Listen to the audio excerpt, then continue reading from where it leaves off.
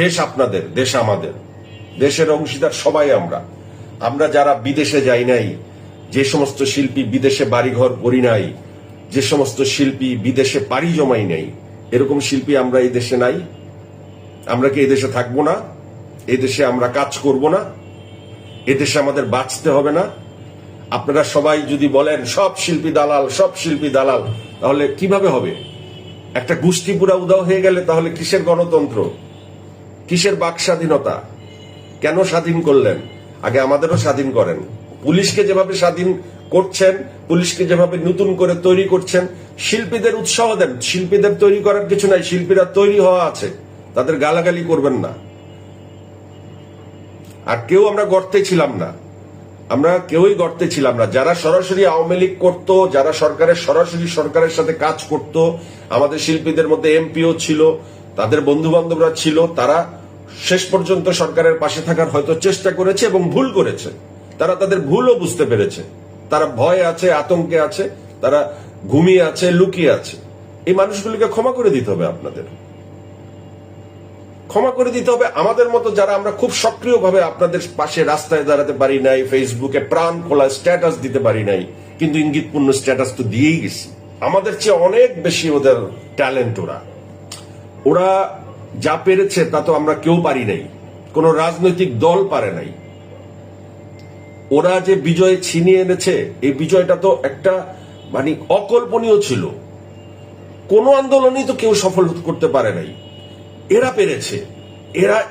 পেরেছে বলেই আজকে আমরা সবাই তাদের ভক্ত।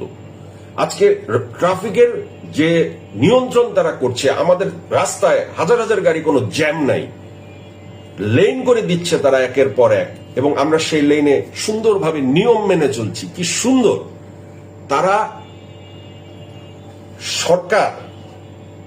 তারা সরকারের মতো বোকা আচরণ করবে না যে আমার হয়ে থাকতে হবে, আসো আসো, আমার কথার বাইরে কারো কথা বলা যাবে না, তোমরা সবাই আমার। এ কথা তারা বলবে না। তারা বলবে যে আপনারা বলেন, আপনারা যা খুশি করেন, দেশ আপনাদের, দেশ আমাদের, দেশের অংশীদার সবাই আমরা। আমরা যারা বিদেশে যাই নাই, যে সমস্ত শিল্পী বিদেশে বাড়িঘর করি নাই, যে সমস্ত শিল্পী বিদেশে পাড়ি জমাই নাই, এরকম শিল্পী আমরা এই দেশে নাই। আমরা কি এই দেশে থাকবো না? এই দেশে আমরা কাজ করব না? এদেশে আমাদের বাঁচতে হবে না? আপনারা সবাই যদি বলেন সব শিল্পী দালাল, সব শিল্পী দালাল, তাহলে কিভাবে হবে? একটা গোষ্ঠী পুরা উদাও হয়ে গেলে তাহলে কিসের গণতন্ত্র, কিসের বাক স্বাধীনতা? কেন স্বাধীন করলেন? আগে আমাদেরও স্বাধীন করেন। পুলিশকে যেভাবে স্বাধীন করছেন, পুলিশকে যেভাবে নতুন করে তৈরি করছেন, শিল্পীদের উৎসাহ দেন। শিল্পীদের তৈরি করার কিছু নাই, শিল্পীরা তৈরি হওয়া আছে, তাদের গালাগালি করবেন না। আর কেউ আমরা গর্তে ছিলাম না, আমরা কেউই গর্তে ছিলাম না। যারা সরাসরি আওয়ামী লীগ করতো, যারা সরাসরি সরকারের সাথে কাজ করত, আমাদের শিল্পীদের মধ্যে এমপিও ছিল, তাদের বন্ধু বান্ধবরা ছিল, তারা শেষ পর্যন্ত সরকারের পাশে থাকার হয়তো চেষ্টা করেছে এবং ভুল করেছে। তারা তাদের ভুলও বুঝতে পেরেছে। তারা ভয়ে আছে, আতঙ্কে আছে, তারা ঘুমিয়ে আছে, লুকিয়ে আছে। এই মানুষগুলিকে ক্ষমা করে দিতে হবে আপনাদের, ক্ষমা করে দিতে হবে। আমাদের মতো যারা আমরা খুব সক্রিয়ভাবে আপনাদের পাশে রাস্তায় দাঁড়াতে পারি নাই, ফেসবুকে প্রাণ খোলা স্ট্যাটাস দিতে পারি নাই, কিন্তু ইঙ্গিতপূর্ণ স্ট্যাটাস তো দিয়েই গেছি। আমি তো শেষের আগের দিনও লিখছি, কাল ফাইনাল খেলা, কে জিতবে। ভাই, এত বড় একটা সরকার, 17 বছর ক্ষমতায়, যাকে কেউ নড়াইতে পারে না, তারে আপনারা নড়াই দিচ্ছেন, সরাই দিচ্ছেন, জিরো। আপনারা বিশাল বড় ব্যাপার, আপনাদের উপর আমাদের পূর্ণ আস্থা। কিন্তু আমরা আপনাদেরও চামচামি করব না, ভবিষ্যতে কোন সরকার আসলে তার চামচামি আর করবো না। আমাদের শিক্ষা হয়ে গেছে। শুধু এক সরকারের আমলে শিক্ষা হয় নাই, আমাদের তো একটু বয়সও হয়েছে, আমাদের বিএনপি সরকারের আমলেও শিক্ষা হয়েছে। অনেকেই ওই দলের জাসাসের সদস্য, অনেকেই আবার ভোল পাল্টায় আওয়ামী লীগ হয়েছে, অনেকেই এখন চুপচাপ। এখন বারবার ভোল পাল্টাইলে দালাল দালাল দালাল শুনতে হবে। কাজেই ভাই, আমরা অনেক ভুল ত্রুটি অনেকেই করছি। আমরা আসলে ভুল ত্রুটি করলেও আমরা শিল্পী, আপনাদের সম্পদ। আপনাদেরকে যথেষ্ট বিনোদন আমাদের শিল্পীরা দেয়। আপনারা দয়া করে শিল্পীদের পাশে থাকেন, দয়া করে শিল্পীদের পাশে থাকেন, আমার এটা অনুরোধ। আপনি একজন লিখছেন, আপনি মনে হয় জমা শিবিরের বড় দালাল, এই জন্য সবাইকে দালাল বলতেছেন না, আমি বুঝি নাই কথাটা। আমি কিন্তু স্পষ্ট বলছি যে না, আপনাদের কমেন্টসে আপনারা সবসময় দালাল দালাল লেখেন শিল্পীদের নিচে, এই জন্য আমি বলছি দয়া করে বললেন না, কারণ তারা ডিমোরালাইজড হয়ে যাচ্ছে। শিল্পীরা তাদের আত্মবিশ্বাস হারিয়ে ফেলছে। শিল্পীরা এই উৎসবের অংশীদার হবে না কেন? তারাও তো চায় উৎসবের অংশীদার হতে। দেশটা আপনারা স্বাধীন করেছেন, আপনাদের স্যালুট, কিন্তু আপনাদের পেছনে এখন সবাই আমরা আছি। এখন আমরা যদি বিচার বিশ্লেষণ, এরে মারো তারে মারো, আবার শিল্পীরাও আমরা এক হতে পারছি না। আমরা এর বিরুদ্ধে অভিযোগ, তার বিরুদ্ধে অভিযোগ, এ আমাকে কি বলছিল, সে আমাকে কি বলছিল, লাভ নাই। এতে আমাদের ক্ষতি হবে। আমাদের অনেক সামনে অনেক ওটিটির বড় বড় কাজ আসতেছে, সিনেমা আসতেছে, বড় বড় সুন্দর সুন্দর নাটক হবে। ভাই, এগুলো আমাদেরকে দারুণ দারুণ কাজ আপনাদের উপহার দিব, আমাদের সেই স্পিড আপনাদের দিতে হবে। ভাই ফেরদৌস ভাই কই আছে, একজন লিখছেন। ফেরদৌস ভাই কই আছেন আমি জানি না, যেহেতু উনি সরকারের সরাসরি এমপি ছিলেন। যারা এমপি ছিলেন, মন্ত্রী ছিলেন, তারা সরকারি শাসন ব্যবস্থার মধ্যে ছিলেন।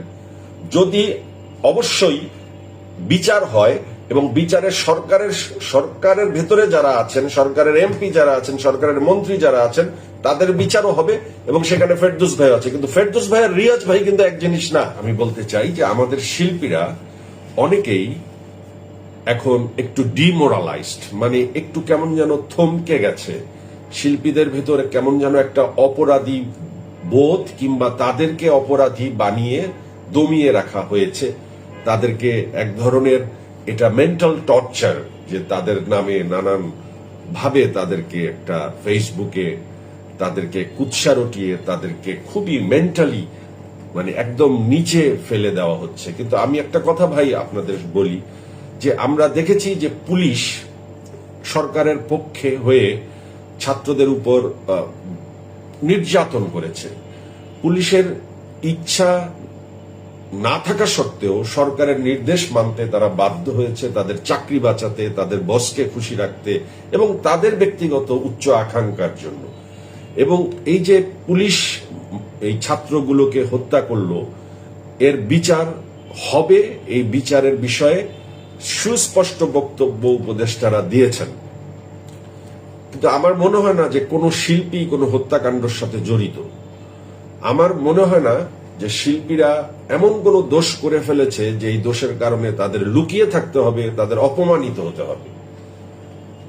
পুলিশকে রিফর্ম করা যাবে, নতুন করে পুলিশ নিয়োগ দিয়ে, নতুন পুরাতন পুলিশকে এনে এই পুলিশদেরকে সাসপেন্ড করে বদলি করে পুলিশ আনা যাবে। পুলিশ খুব গুরুত্বপূর্ণ।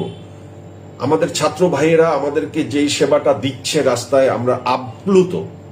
কিন্তু ওদের কাজ সবসময় তো রাস্তায় ট্রাফিকের কাজ করা না। পুলিশকে ফিরে আসতে হবে পুলিশের দায়িত্বে, এবং পুলিশ রিফর্ম হয়ে ফিরে আসছে।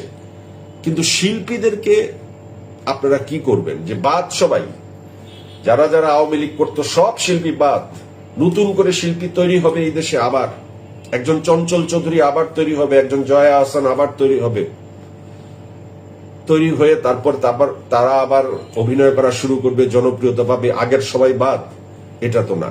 শিল্পীরা হয়তোবা কোনো দল করেছে, হয়তোবা 15 বছরের সরকারের আমলে তাদের জাতীয় পুরস্কার থেকে শুরু করে সরকারের সাথে শিল্পীদের ইনভলভমেন্ট সবসময় একটু বেশি, সব সরকারের আমলেই ছিল।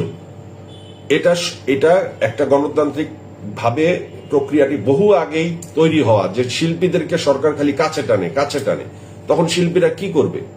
যারা দূরে সরে যাবে তারা তখন ব্ল্যাকলিস্টেড হয়ে যাবে, এটা যেই সরকারই হোক।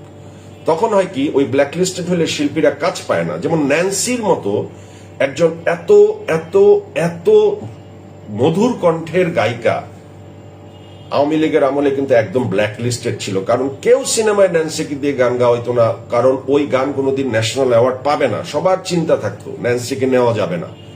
অথচ ন্যান্সির গলার উপরে গলা আছে এই প্রজন্মে কারো।